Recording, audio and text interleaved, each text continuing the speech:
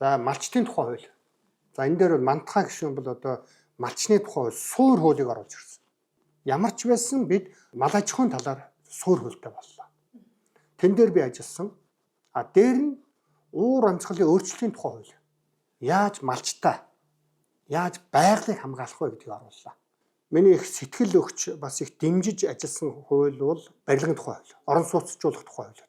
Батамгалан сайдын барилгын сайдын оруулж ирсэн тэр хуулинд зарчмын нэг онцлог бий. Өнгөрсөн 30 жил ард иргэдийн орон сууцнд орох энэ үйл явцыг зах зээл дээр нь базар дээр гаргаж хийсэн. Энэ хуулийн дотор гол онцлог нь юу вэ гэвэл одоо орон сууц санхүүжлийн корпорац гэдэг юм уу, эсвэл нэрээ солио тоск моск гэдэг ингээд газрын нэг тарсан орон сууцнд орох асуудлыг төр ингээд өөрөөсөө ингээд зохицуултгүйгээр хайсан учраас өнөөдрийн байдлаар 12 мянган иргэн орон сууцнд орох гэж насаараа хоримтлуулсан үр зээ тавьсан мөнгөө хурлахтуулаад зовоо зүдрээ явж байгаа. Олон барилгын компаниуд одоо туслан гүйцэх компаниуд өөр ширэнд орсон. Хожиж байгаа ганцхан улсууд бий. Банкуд газар зардаг, газрын наймаач.